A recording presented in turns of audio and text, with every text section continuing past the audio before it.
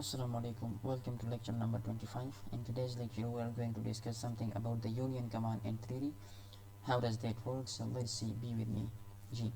नन बाबू union command वही इंशाल्लाह सही है ची union command څنګه کار کوي union مطلب دی چې دوه parts خپل کې یو ځای کې صحیح ده let's suppose تاسو یو simple example درکم چې rectangle ما draw کړو صحیح ده और دا زه ډایرکټ extrude کوم صحیح ده ext for extrude let's suppose for nova or dimensioning ورکو صحیح ده ها دا ما 4 dimension دی ورکو اوس let's suppose یو بل پارت هم زه ډرا کوم او په ټاپ کې اور z enter r double enter ٹھیک شو یو rectangle بل هم ډرا کوم صحیح ده small غونته rectangle اور هغه extrude کوم تقریبا 2 صحیح ده اوس راځو صحیح ده دا دو separate چې کوم دی دو separate objects دي صحیح ده اوس let's suppose دا چې کوم objects دی دا یو object صحیح ده دا چې دی باندې place کوم صحیح دلته کې د m for move کوم صحیح شو object مې select کو بیا پر right click کوم په سکرین باندې دې نه hold کوم صحیح ده اور روبرم دلته کې به click ورکړم sorry صحیح شو 3D اوکې ځان ته لګ دا object صحیح rotate کی صحیح ده M for move the corner where say let's suppose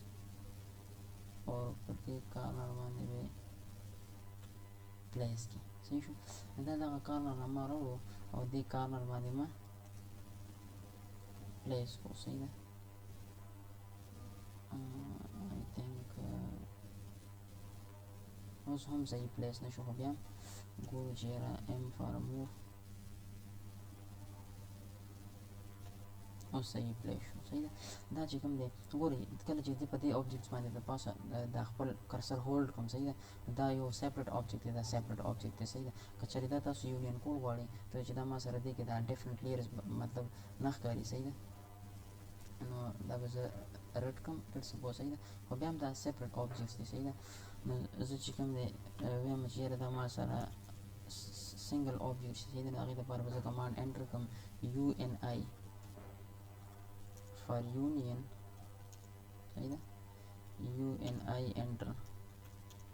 UNI به تاسو څه کوئ هغه به enter کوئ صحیح شو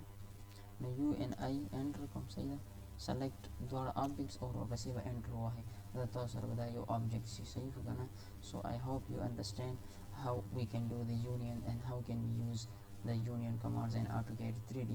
so wish you all the best. Thanks for watching.